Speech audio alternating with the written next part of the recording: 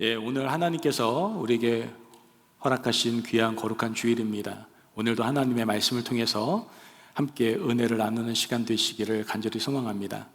우리 아침에도 인사 나눴지만 한 번 더 앞뒤로 인사 못 나눈 사람과 함께 다시 한번 인사 나누겠습니다.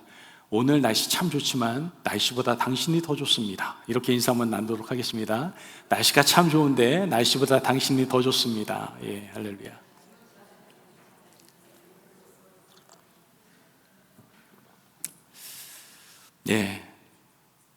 날씨보다 더 좋은 우리 성도님들을 제 한눈으로 이렇게 많이 보니 제가 얼마나 큰 축복인지 모르겠습니다. 어제는 우리 사랑하는 성도님 중 한 분인 우미라 집사님의 남편 고 우영복 집사님의 장례 예배가 있었습니다. 장례 예배는 저에게 있어서는 축복입니다. 믿음의 가족이 사랑하는 형제 자매의 마지막 길을 제가 축복하며 예배를 인도하며 함께 할 수 있다는 것, 이건 저에게 너무나 큰 축복입니다. 장례 예배를 집례하는 횟수가 점점 늘어나고 있습니다.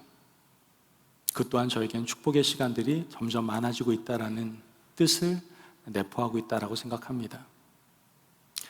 장례 예배를 드리면서 전 두 가지를 언제나 느낍니다. 첫째는 누구나 죽는다. 여러분 건강하니까 오래 살 것 같죠? 태어날 때는 순서가 있어도 갈 때는 순서가 없습니다. 그리고 중요한 건 우린 반드시 죽습니다. 두 번째 생각해야 될 것은 그렇다면 우리가 죽게 될 텐데 그러면 살아있는 동안 이 땅 가운데에서 우리는 어떻게 살아가야 될 것인가에 대한 질문입니다. 당연히 예수 믿고 천국 갈 준비하면서 살아야 되겠죠. 제가 아는 모든 사람들은 천국에서 다 만났으면 좋겠습니다.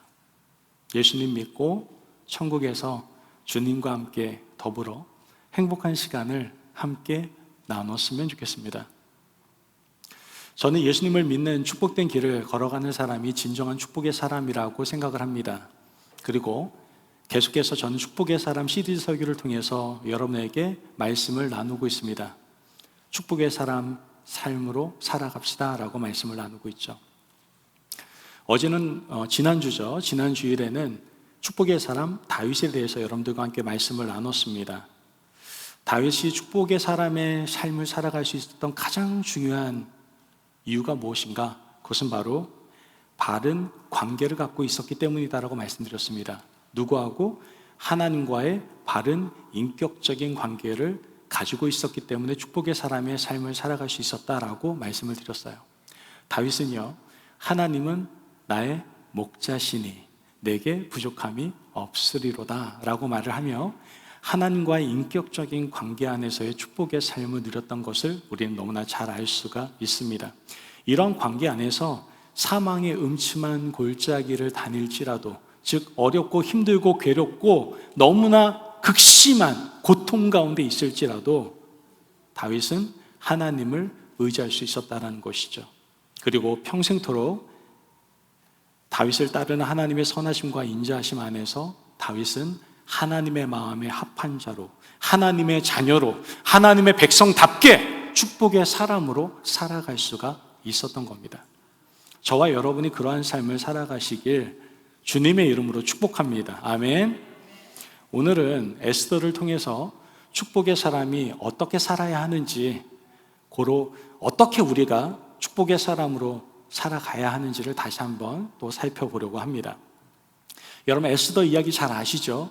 그런데 요즘 성경을 안 읽는 분이 참 많아지셨어요. 그래서 에스더가 누군지를 잘 모르시는 분도 계셔서 제가 에스더 이야기를 아주 짤막하게 먼저 소개를 하고 여러분들과 함께 축복의 사람의 삶에 대해서 나눠보고자 합니다. 에스더 이야기는 이렇습니다. 바사라는 큰 나라에 아하수에로라는 왕이 있었습니다. 이 아하수에로 왕은 자신의 정치적인 어떤 권력과 자신의 부에 대해서 자랑하기 위해서 자주 파티를 열었습니다. 어느 날 왕이 잔치를 벌이고 있는 중에 갑자기 왕비가 보고 싶은 거예요. 그래서 왕비 와스디에게 와달라고 요청을 합니다. 그때 왕비 와스디는 왕의 요청을 단호하게 거절을 하게 되죠. 이 일로 화가 굉장히 많이 난 아수르 왕은 왕비 와스디를 폐위시켜버립니다. 저는 여러분의 가정이 이런 극단적인 가정이 되지 않으셨으면 좋겠어요. 아니, 와달라고 했는데 안 온 그 왕비를 잘라버린 왕이나, 왕이 와달라고 그렇게 요청하는데 안 온 왕비나 별반 차이는 없는 것 같지만, 어찌됐든 이런 좀 안타까운 모습이 오늘 성경에 나오고 있는 걸 보게 됩니다.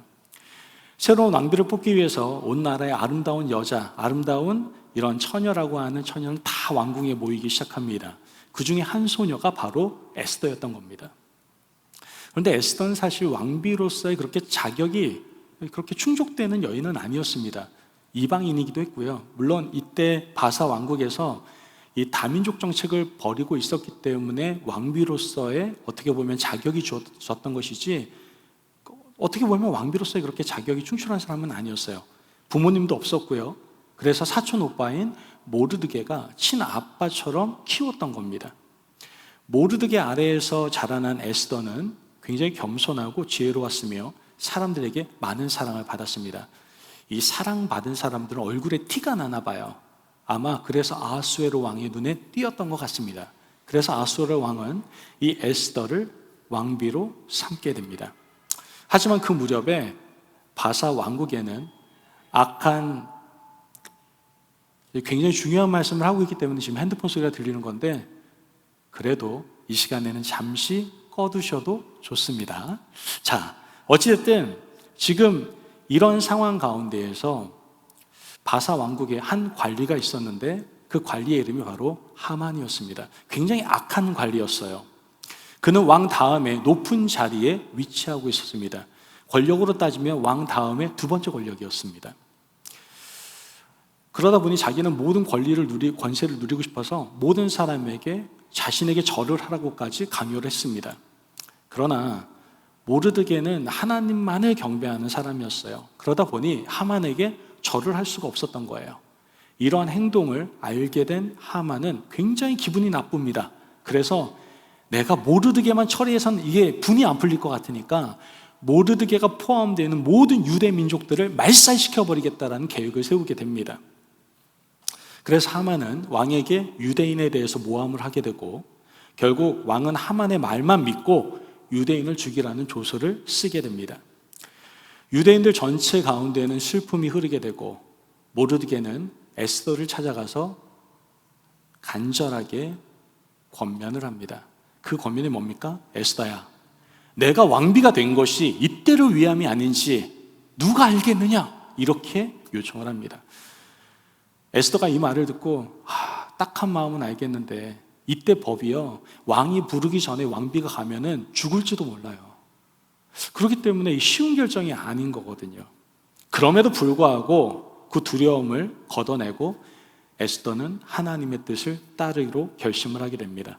그리고 유대인들에게는 자신과 함께 3일 동안 금식을 해달라고 기도를 요청하게 되죠. 기도한 후에 에스더는 용기를 내어서 왕에게 찾아갑니다. 이제 왕이 그 손을 거절하면 왕비 에스더는 죽음을 맞이할 수밖에 없습니다. 그런데 놀라운 일이 벌어집니다.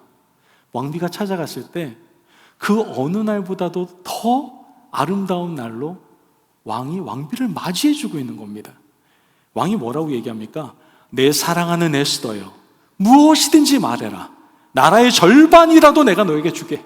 이렇게까지 얘기를 합니다.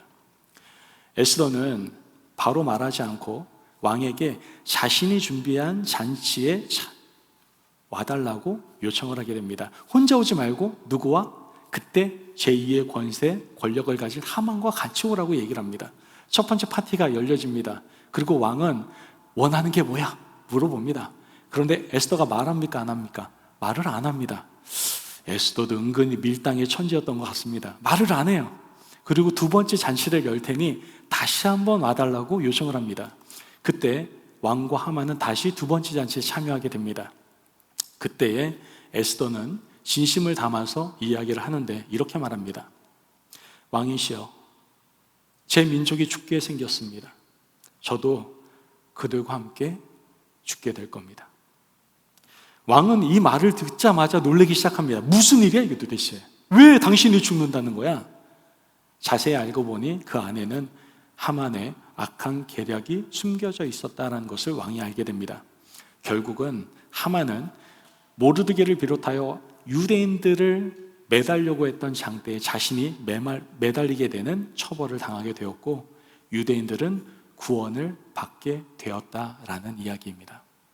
하나님께서는 에스더를 통해 유대 민족들을 구원하셨고, 사람들은 그 날을 무슨 날로? 부림절이라고 말하면서 매년 기념을 하게 되었다라는 것이죠. 오늘날에도요, 전 세계 유대인들은 신앙과 민족의 정체성을 기념하면서 지키는 절기가 있습니다. 그 절기가 바로 부림절입니다. 이 부림절을 통해서 유대인들은 하나님의 구원과 섭리 역사를 기억하며 축제 시간을 보내게 된다는 것이죠. 중요한 것은 이 귀한 역사에 동참한 사람이 누구예요? 바로 축복의 사람 에스더였다라는 겁니다. 자, 그렇다면 우리는 축복의 사람 에스더를 통해서 도대체 에스더는 어떻게 살았고, 축복의 사람으로 살아가야 될 우리는 어떻게 살아가야 될 것인가에 대해서 함께 나눠보도록 하겠습니다. 첫째, 기억해야 될 것은 이때를 하나님의 뜻으로 해석해야 합니다. 한번 따라해볼까요?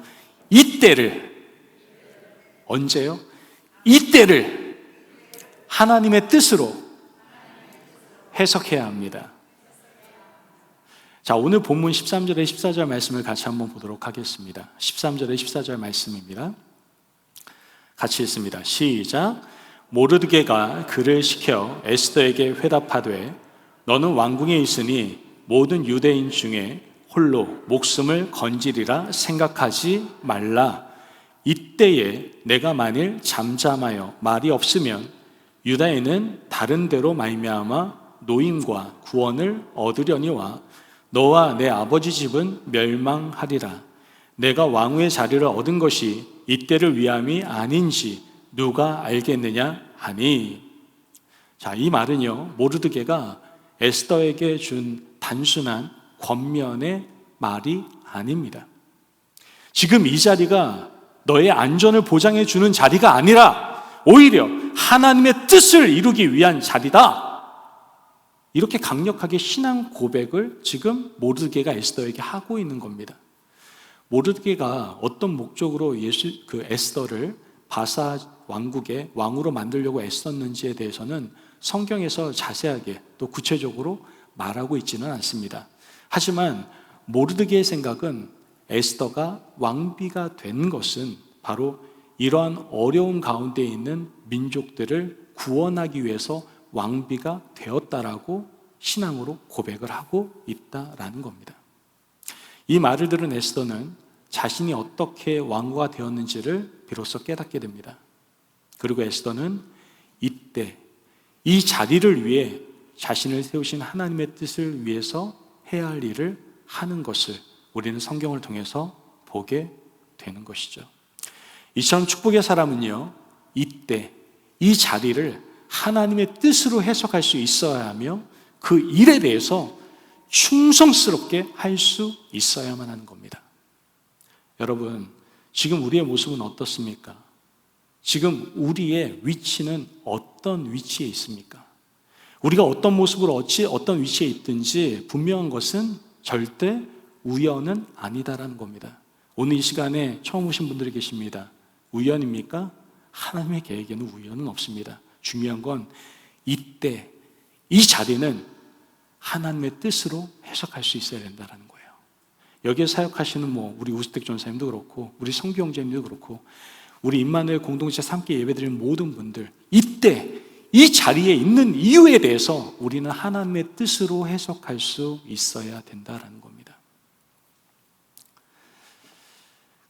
우리는 어쩌다가 그 자리에, 그 위치에 있는 것이 절대로 아닙니다. 지금 우리의 모습과 위치는 하나님의 뜻 가운데 내일을 위해 준비하는 과정이고, 또한 지금 우리의 모습과 위치에 맞게 해야 할 일이 분명히 있다라는 것을 우리는 기억해야 하는 겁니다. 하나님은 우리를 통하여 내일 해야 할 일을 계획하시고 우리로 하여금 준비케 하시고 있으며 지금 우리의 모습 속에서 분명히 원하시는 것이 있다라는 것이죠.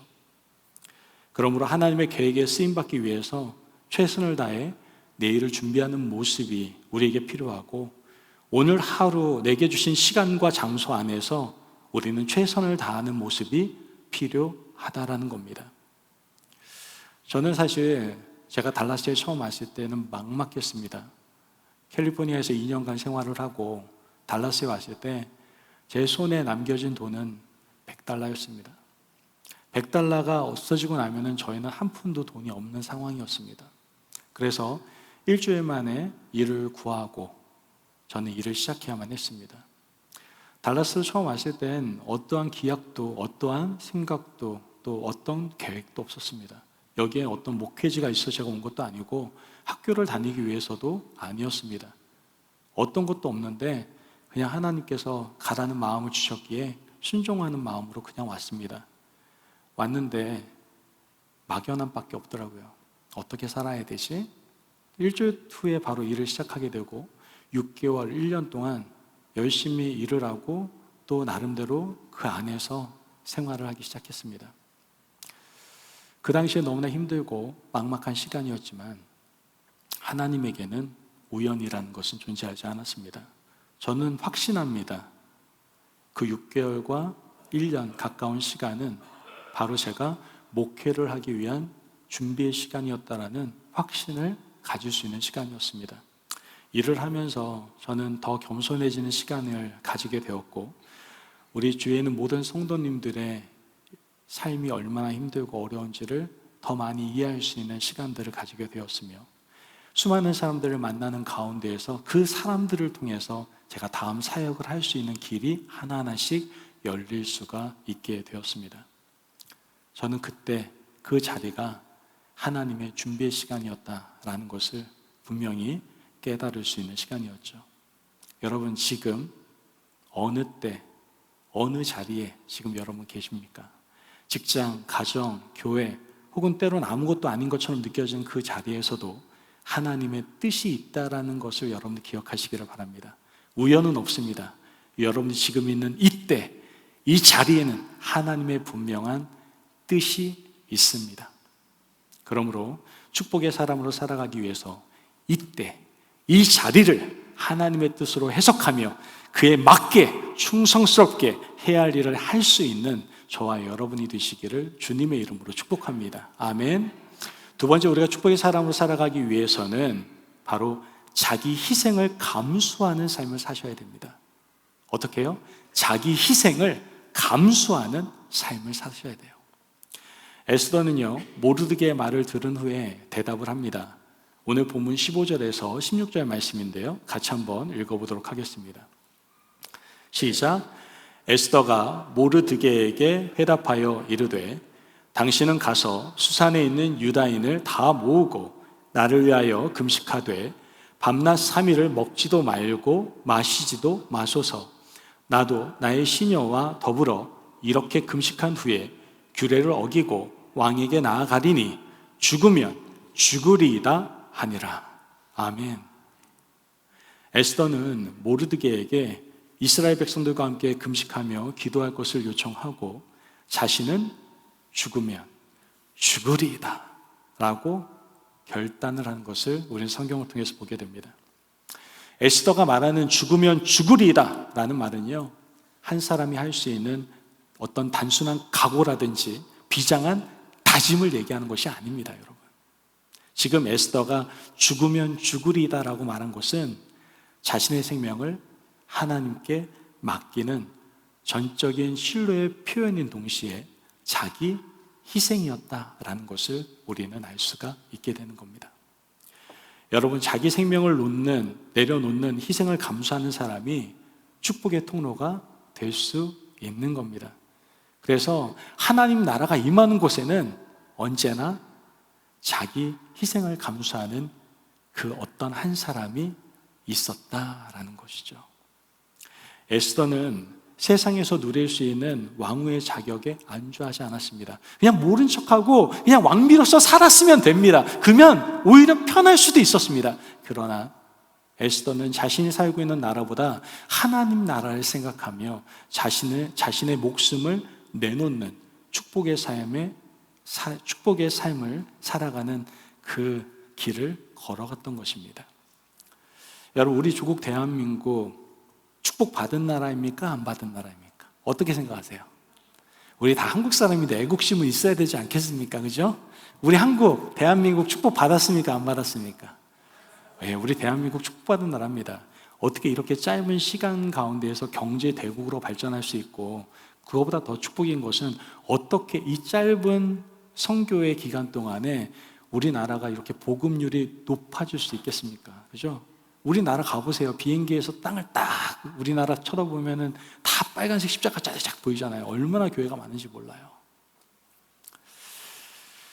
선교사님들을 통해 복음을 받아들여 하나님의 나라가 세워지기까지 수많은 선교사님들의 희생의 눈물과 땀방울이 우리 조국 대한민국 땅에 촉촉히 적셔져 있습니다. 우리가 잘 아는 언더우드 선교사님, 아펜젤라 선교사님, 그 외 수많은 선교사님들이 우리 조국 대한민국을 사랑했고 이 땅 가운데에서 희생의 씨앗이 되어주셨다는 것을 우리는 선교의 역사를 통해서 너무나 잘 알고 있습니다. 양화진에 외국인 선교 묘원이라는 곳이 있습니다. 사진 한번 보여드릴게요. 여기가 바로 양화진 외국인 선교사 묘원입니다. 가보신 분 계십니까? 저는 참 하나님의 계획은 너무나 신기하고 너무나 대단하다는 생각을 합니다.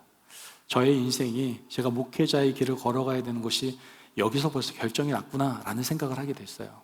제가 어렸을 때 합정동에 살았거든요. 이 양화진 외국인 선교사 묘원은 합정동에 있습니다. 한강 바로 옆에 있고요. 절두산 그 성지라고 하는 천주교 바로 옆에 있어요. 거기가 바로 저희 놀이터였습니다. 그래서 저는 여기서 맨날 놀았어요. 한강 물 불어 오르면은 맨날 저기 가서 놀고 애들하고 뛰어놀았던 게 아직도 잊혀지지 않습니다. 저는 그 공간이 이렇게 귀하고 아름다운 공간인지 전혀 몰랐습니다. 설교를 준비하고 제가 신학교 이 양화진 외국인 선교사 묘원에 다시 한번 묵상을 하게 되면서 하나님의 계획은 참 놀랍다. 그리고 우리나라가 정말 너무나 많은 사랑을 받았구나라는 것들을 느낄 수가 있었습니다. 이렇게 양화진 외국인 선교사 묘원에 가면은요, 많은 선교사님들이 묻혀 있습니다. 그 중에 존 헤론이라는 선교사님 묘원이 있습니다. 이분이에요. 존 헤론이라는 선교사님이신데 잘 모르시겠죠. 언더우드 선교사님이나 아펜젤러 선교사님 한 번씩 들어봤는데 이 존 헤론이라는 선교사님을 아시는 분은 그렇게 많지 않습니다. 이 존 헤론 선교사님은 모교인 테네시 의과대학에서 개교 1회에서 최우수 학생이었습니다. 얼마나 똑똑했으면 학교에서 졸업하자마자 붙잡았어요. 그냥 교수 시켜줄게. 그냥 우리 학교에 남아만 있어. 내가 교수 시켜줄게. 이렇게 얘기했어요. 그런데 이 존 헤론은 조선이라는 땅에 많은 병자들이 약이 없어서, 의사가 없어서 죽어간다는 소식을 듣고 선교사로 가야 되겠다라는 결단을 하게 됩니다. 그리고 언더우드와 아펜젤라 선교사님이 우리 조선 땅에 입국한 지 2달 후에 이 존 헤론 선교사님이 의료 선교로 도착을 하게 됩니다. 조선에 올 때 혼자 온 것도 아닙니다. 자신이 사랑하는 약혼녀 해티 깁슨과 함께 이 조선 땅을 같이 밟게 됩니다. 해티 깁슨은요, 병원장 딸이었어요. 대단하지 않습니까? 지금 이 사람들은요, 교수와 의사로 미국에서 그냥 지냈다면 얼마든지 그냥 앞길이 창창한 그냥 보장된 길을 걸을 수 있었음에도 불구하고 모든 것을 다 내려놓고 정치적으로 불안하고 전염병이 득실득실 거렸던 낯선 이국 땅에 그 길을, 그 발걸음을 옮겼던 것입니다. 이 존 헤론은요, 그 당시 정말 좀 미개했었죠. 그 당시는 미개했던 조선의 백성들을 사랑하는 뜨거운 심장이 있었습니다. 그리고 의료 선교를 시작을 하게 되죠. 이 존 헤론은요, 제중원이라는 병원을 차려서 주로 천민들, 그러니까 잘 사시는 분 말고 천한 신분들 있잖아요. 이런 천민들에게 혜택을 주었고 5년간 사역을 하면서 주님의 사랑을 전했습니다. 여름에 선교사님들이 많이 지치잖아요. 그래서 다 피서를 떠날 때에도 혼자 남아서 최선을 다해 환자를 돌보게 되었고, 환자를 돌보는 중에 자기가 전염병에 걸렸다는 것도 인지하지 못하고 계속해서 환자를 치료했다고 합니다. 결국은 조선 땅에 온 지 5년 만에 숨을 거두게 되죠. 사랑하는 아내와 두 딸을 남기고 40대 초반입니다. 40대 초반. 저보다 좀 더 어린 나이에 하나님의 나라로 가게 됩니다. 그의 아내 해티도 20년 뒤에 결핵으로 남편의 뒤를 따라가게 되죠. 이 사람들의 헌신적인 삶에 그때 당시 고종 황제가 감동을 받아서 이들이 묻힐 수 있는 땅을 허락했는데, 그곳이 바로 지금 우리가 아까 봤던 양화진 선교사 묘지였던 겁니다. 존 헤로는 자신의 조국보다 한국을 사랑했고, 그리고 자신의 가족보다 더욱 한국인을 사랑했던 주님의 사람, 축복의 사람이었던 겁니다. 그의 묘비에는 이렇게 기록되어 있다고 합니다. 묘비에 기록되어 있는 걸 잠깐 보여드리면요, 하나님의 아들이 나를 사랑하셨고 나를 위해 자신을 주셨습니다. The Son of God loved me and gave himself for me. 그러므로 자신도 그러한 삶을 살았던 겁니다. 그는 조선의 백성들을 정말 사랑하기 때문에 자신을 돌보지 않고 자기 희생의 삶을 살았습니다. 그리고 마침내 자신의 하나밖에 없는 목숨조차도 조선의 백성들을 위해서 내어 주었던 것이죠. 이처럼 한 사람이 축복의 사람으로 자기 희생을 감수할 때 그곳에 축복이 가득 흘러 넘치게 되고 하나님의 나라가 임하게 되는 겁니다. 여러분, 이 모습은요, 이미 누가 보여주셨습니까? 예수님께서 우리에게 보여주신 모습입니다. 예수님께서 십자가상에서 우리에게 보여주신 아름다운 모습이죠. 십자가에 못 박히시기 전에 예수님이 이미 우리에게 말씀하셨습니다. 마태복음 20장 28절 말씀을 보면 인자가 온 것은 섬김을 받으려 함이 아니라 도리어 섬기려 하고 자기 목숨을 많은 사람의 대속물로 주려 함이니라. 아멘. 여러분, 지금 우리는 축복의 사람으로 살아가기 위해서 희생을 감수하고 있습니까? 지금 우리가 하나님 나라를 누리며 살아가고 있는 것, 여러분 지금 교회 생활 열심히 할 수 있는 것, 이것은 누군가가 우리를 위해 희생을 감수했기 때문이라고 여러분 생각하시지는 않습니까? 우리가 축복의 사람으로 살아가기 위해서는요, 희생을 감수해야 합니다. 우리가 축복의 사람으로 살아가기 위해서 하나님의 뜻을 따를 때 과연 무엇을 내려놓아야 되는지 한번 생각해 보시기를 바랍니다. 여러분의 체면입니까? 여러분의 안전지대, 어떤 안전함입니까? 또는 여러분의 그 보잘것없는 자존심입니까? 축복의 사람은 희생을 감수하는 선택을 할 수 있는 사람이 축복의 사람입니다. 그러므로 축복의 사람이 되기 위해서 희생을 감수하기로 결단할 수 있는 저와 여러분이 되시기를 주님의 이름으로 축복합니다. 아멘. 여러분이 희생할 때 여러분의 가족이 하나님의 나라가 될 것입니다. 여러분 한 사람이 자기 희생을 할 때에 우리 임마누엘 교회는 하나님 나라가 더욱더 굳건히 세워지게 될 줄로 믿습니다. 아멘. 마지막으로 축복의 사람을 살아가기 위해서는 바로 믿음의 공동체와 함께 순종을 해야 합니다. 다시 한번 말씀드릴게요. 축복의 사람을 살아가기 위해서 마지막 우리가 기억해야 될 것은 믿음의 공동체와 함께 순종해야 한다라는 겁니다. 오늘 본문 17절 말씀을 보면 같이 한번 보도록 할까요? 17절 말씀입니다. 17절 말씀 띄워주세요.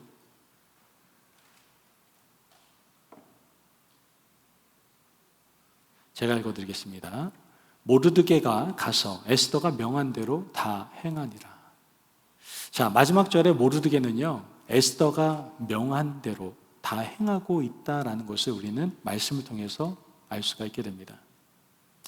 에스더는 백성에게 함께 금식하자고 요청을 했고 백성은 그 요청에 다 순종을 해주는 것을 보게 되는 것이죠. 여러분, 여기서 중요한 사실은요, 에스더는 혼자 일하지 않았습니다. 에스더는 공동체의 힘을 믿었고 함께 하나님의 뜻에 동참하는 길을 선택하는 아름다움을 우리에게 보여주고 있다는 것이죠.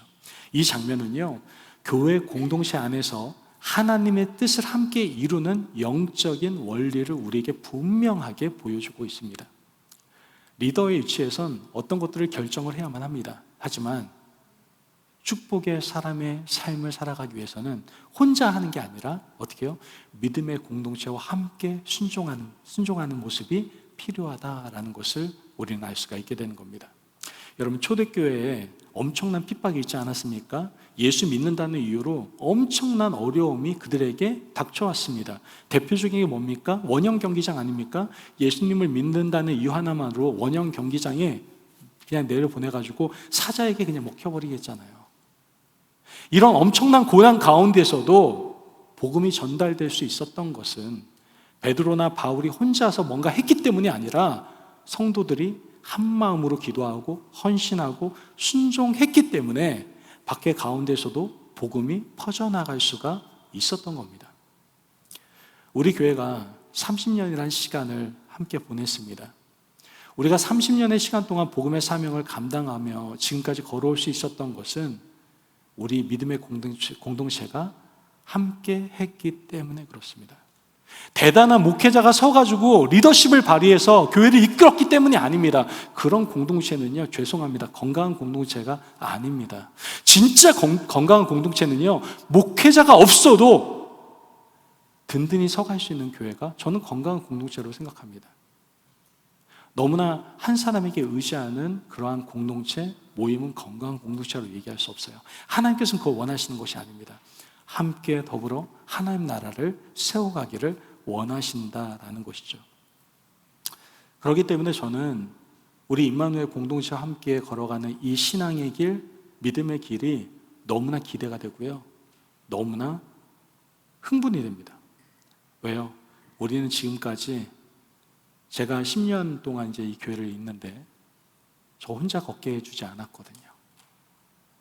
힘들어도 외로울 때 누군가는 제 손을 붙잡아 줬고 저를 위해서 기도해 줬고 그리고 언제나 함께 이 교회를 세워왔기 때문에 앞으로의 30년, 앞으로의 60년, 100년이 더 기대되고 흥분될 수밖에 없는 이유인 것입니다.